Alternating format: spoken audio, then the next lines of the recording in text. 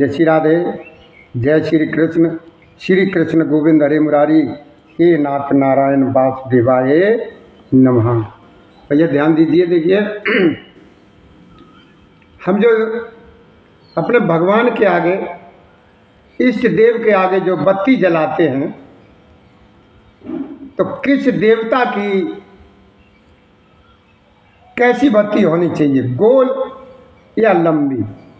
थोड़ा सा ध्यान दीजिए।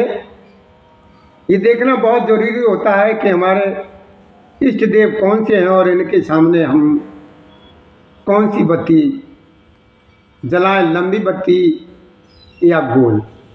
ये ध्यान रखना चाहिए, ये ध्यान रखना बहुत जरूरी होता है। तो ध्यान दीजिए, सबसे पहले मान लीजिए लक्ष्मी जी हैं, तो लक्ष्मी जी हैं, तो लक्ष्मी जी की बत्ती होती है लंबी। कैसी होती है? लंबी। ये बत्ती धन वृद्धि के लिए होती है।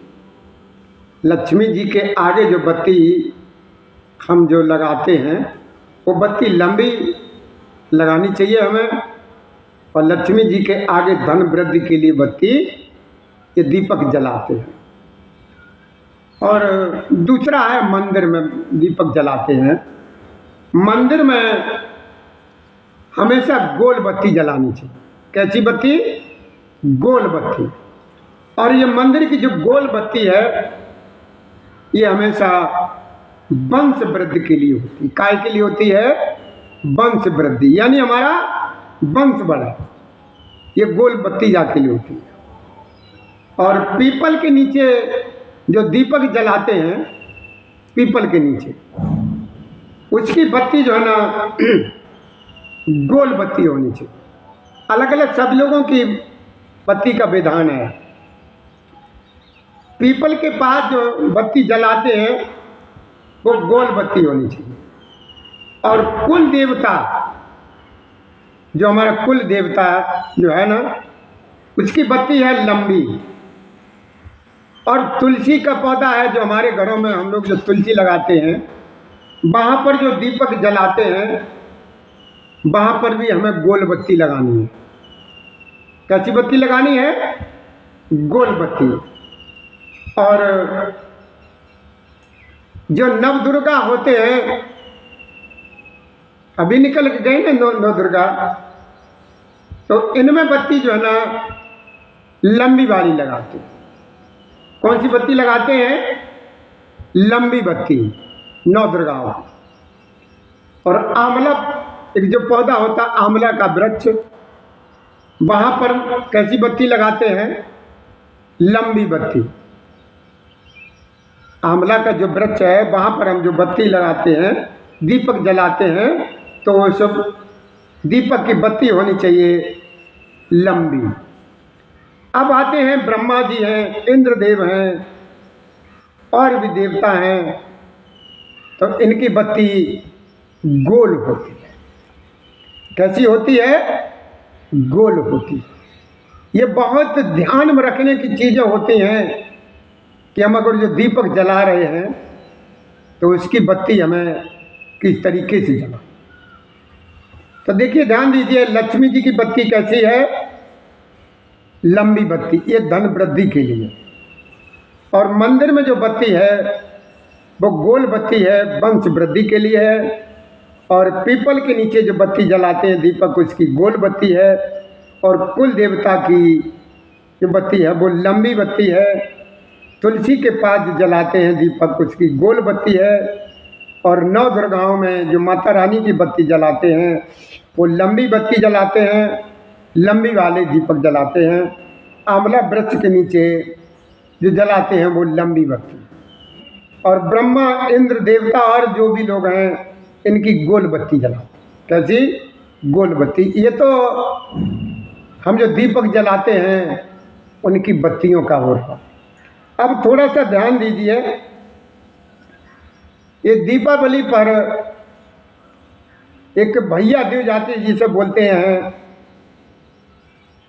यम द्वितीया। भैया दो जी, यानी यम द्वितीया से बोलते हैं। तो ये क्या है? सूर्य देव के पुत्र जो है ना, यमराज, की माता का नाम है छाया, यानी सूर्यदेव की पत्नी का नाम क्या है? छाया। सूर्य पुत्र यमराज की मां ये छाया। और यमराज की बहन कौन है? यमुना और दाप्ती। इनकी यमराज की बहन कौन है? यमुना और दाप्ती। और शनि महाराज और यमराज ये दोनों भाई भाई हैं। कौन है?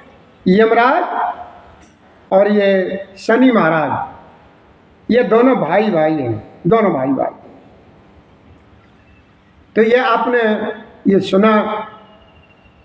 हमें उम्मीद है कि आप जो अपने मंदिर में या घरों में या अपने इष्ट देव के सामने बत्ती जलाएंगे तो जो हमने जो विधि विधान बताया इसी के हिसाब जलाएंगे तो हमारे बहुत ही हितकर रहेंगे।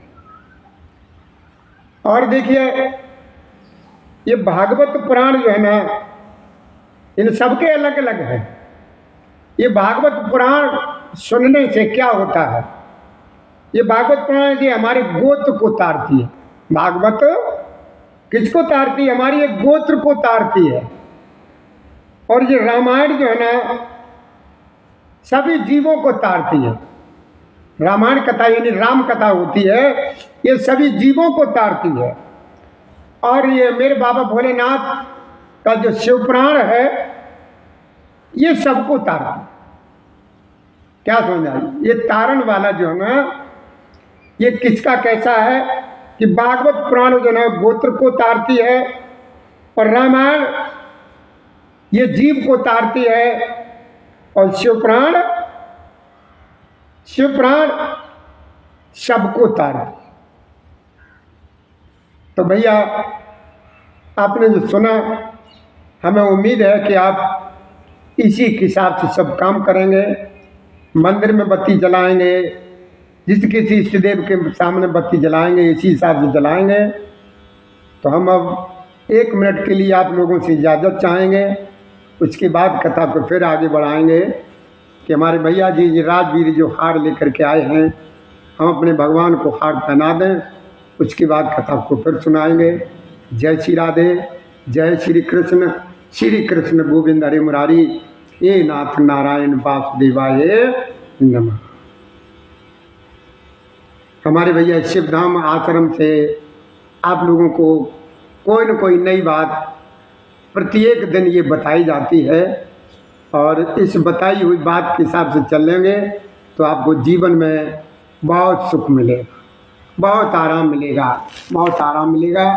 जय श्री राधे, जय श्री कृष्ण गोविंद हरे मुरारी, हे नाथ नारायण वासुदेवाय नमः।